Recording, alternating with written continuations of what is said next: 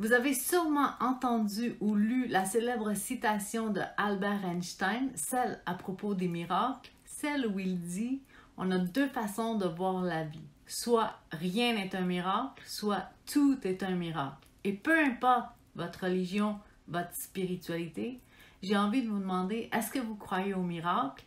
Et dans cette capsule vidéo, je vous partage quelques impératifs pour que vous puissiez en obtenir.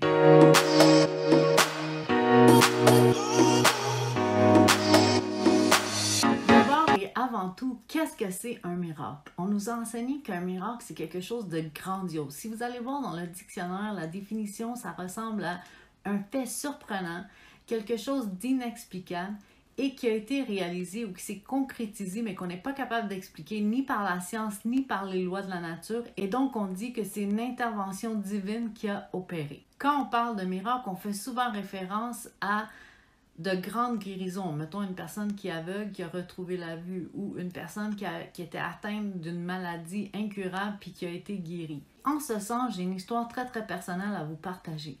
Ça remonte déjà à quelques années. J'étais enceinte de ma première fille. Son arrivée, sa naissance était prévue pour le mois d'avril. Je faisais des visites régulières chez le médecin et ils ont remarqué que j'avais un kyste à l'ovaire. Bon, je vous rassure tout de suite, d'habitude, un kyste, c'est pas quelque chose qui est dangereux, mais le kyste que moi j'avais avait pris de l'ampleur et les matières de ce kyste s'étaient infectées et donc ça devenait dangereux pour l'enfant que je portais et ça mettait en danger aussi ma vie à moi. Donc, les médecins nous ont fait entrer dans les bureaux, ont annoncé à moi et à mon conjoint que ma vie était en péril et la vie de ma petite aussi. Évidemment, je suis sortie du bureau affolée, inquiète, avec beaucoup d'angoisse et beaucoup d'anxiété. Mon conjoint, la même chose.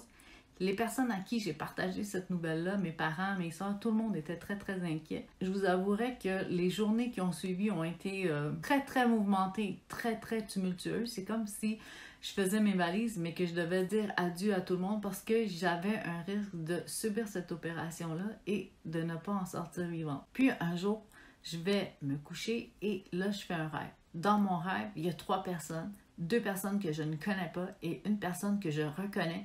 Et c'est une personne en qui j'ai une confiance complètement aveugle. Cette personne-là me demande de la suivre et elle m'amène dans un bloc opératoire où les 2 autres personnes enfilent un sarrau blanc et procèdent à une opération. Et moi, je suis en train de rêver et cette opération-là est en train de se faire sur moi. Puis au matin, quand je me réveille, j'ai la conviction que l'opération s'est bien passée et que j'ai été guérie. Mais là, je raconte mon rêve à mon conjoint et j'ai vraiment cette intuition-là, j'ai vraiment cette conviction-là que j'ai été guérie. Puis mon conjoint trouve ça drôle, mes parents trouvent ça drôle, puis on attend avec impatience la date de l'opération. La journée où je suis à l'hôpital et que je porte ma jaquette bleue et que je suis installée sur la civière, ils sont en train de me pousser pour entrer dans le bloc opératoire, l'endroit où la famille n'est pas admise. Et là, je suis en train de dire à ma mère le plat que j'aimerais dîner lorsque je vais sortir de cette opération-là. Vous imaginez, eux, ils sont blancs comme des draps. Eux, ils sont inquiets. Ils ne savent pas si de l'autre côté du bloc opératoire, leur fille va sortir vivante, leur petite nièce va sortir vivante et mon conjoint ne sait pas si sa femme va ressortir vivante du bloc opératoire. Et moi, je suis en train de rigoler et en train de dire qu'est-ce que je vais manger pour dîner en sortant du bloc opératoire. Fait que vous imaginez un peu l'ambiance.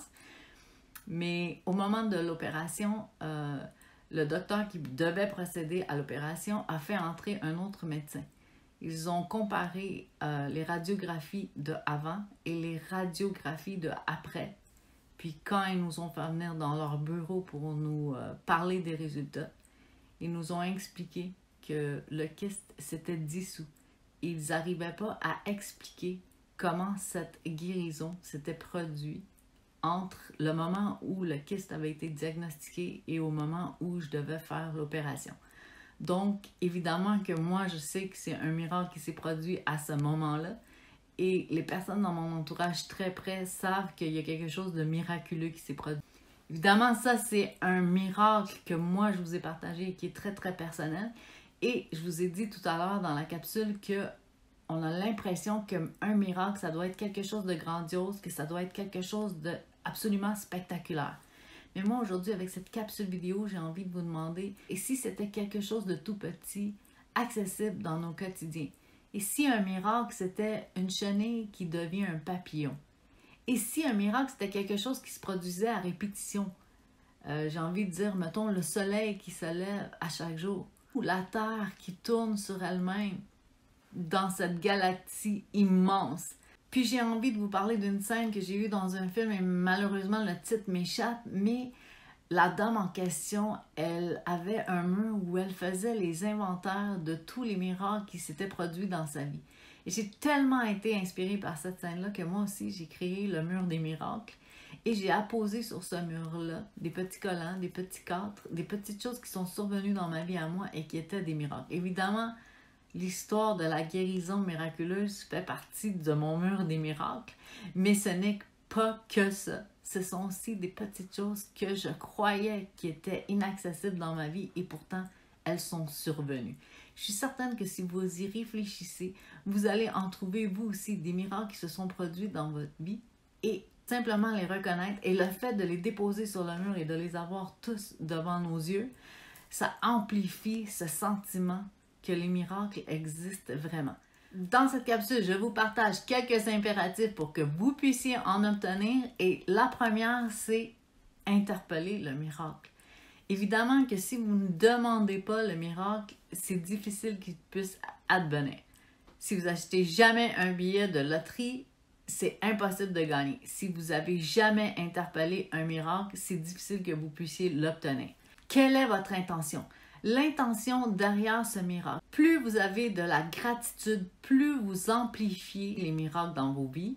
Et l'ultime clé pour moi, c'est que vous devez avoir une foi inébranlable. Donc, je répète les quelques impératifs pour que vous puissiez obtenir des miracles dans votre vie. L'interpeller, l'intention, la gratitude et garder une foi inébranlable.